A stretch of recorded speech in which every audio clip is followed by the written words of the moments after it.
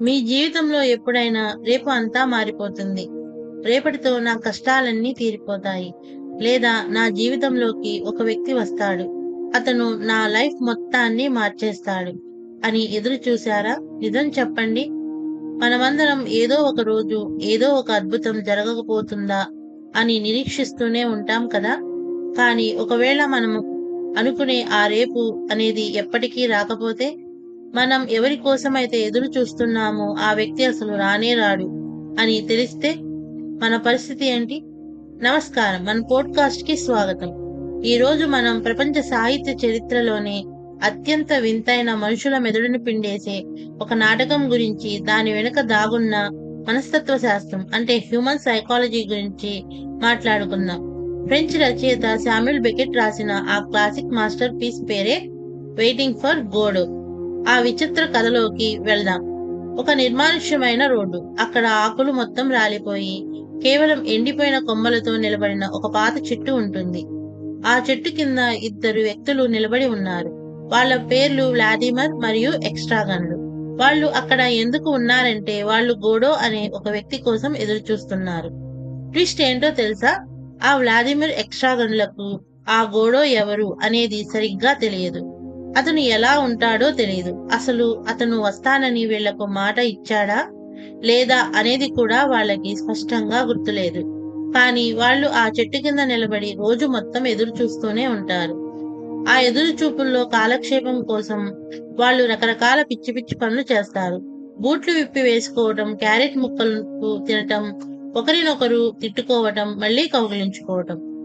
ఇలా ఒకటేమిటి, ఏ అర్థం లేని పనులన్నీ చేస్తారు. వాళ్ళకి ఆ రోడ్డు దాటి వెళ్లిపోవాలని ఉంటుంది. కానీ ఒకవేళ మనం వెళ్ళాక గోడో వస్తే అనే ఒకే ఒక్క ఆలోచన వాళ్ళను అక్కడ బంధించేస్తుంది. రాత్రి అవుతుంది. అంతలో ఒక చిన్న అబ్బాయి వస్తాడు. ఆ అబ్బాయి వచ్చి ఇలా చెప్తాడు: గోడో ఈ రోజు రావటం లేదు, కానీ రేపు ఖచ్చితంగా వస్తాడు. మరుసటి రోజు మళ్ళీ అదే రోడ్డు, అదే ఎండిపోయిన చెట్టు, అదే ఇద్దరు వ్యక్తులు, మళ్ళీ అదే నిరీక్షణ. నాటకం ముగిసిపోతుంది. కానీ ఆ గోడో మాత్రం రానే రాడు. మొదటిసారి ఈ కథ విన్నప్పుడు ఎవరికైనా ఏమనిపిస్తుంది? ఏంటి, ఇదొక కథ, పిచ్చోళ్లలా ఆ గోడో ఎవరో తెలియకుండా అంతసేపు ఎదురు చూడటం ఏంటి అనిపిస్తుంది కదా. కానీ సైకాలజీ కోణంలో లోతుగా ఆలోచిస్తే ఆ వ్లాదిమిర్ ఎక్స్ట్రాగన్లు మరెవరో కాదు, సరిగ్గా మనమే. అవును, మీరు విన్నది నిజమే. అసలు ఆ గోడో అంటే ఎవరు?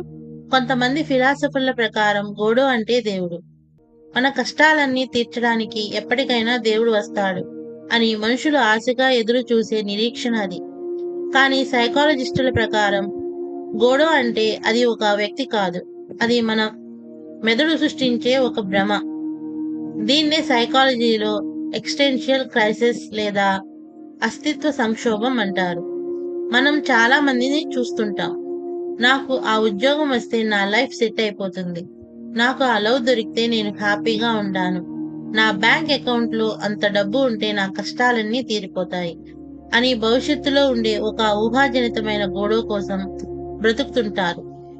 ప్రస్తుత క్షణంలో అంటే ప్రెజెంట్ మూమెంట్ లో జీవించడం చేతకాక రేపటి మీద లేనిపోని ఆశలు పెంచుకొని చేతిలో ఉన్న ఈ అద్భుతమైన జీవితాన్ని ఎలా వృధా చేసుకుంటామో ఈ నాటకం మన కళ్లకు కట్టినట్టు చూపిస్తుంది.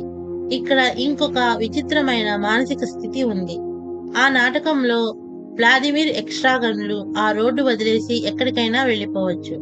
కానీ వాళ్ళు వెళ్లరు. ఎందుకంటే ఆ గోడో వస్తాడు అనే నిరీక్షణే వాళ్ళ శూన్యమైన జీవితానికి ఒక అర్థాన్ని ఇస్తుంది.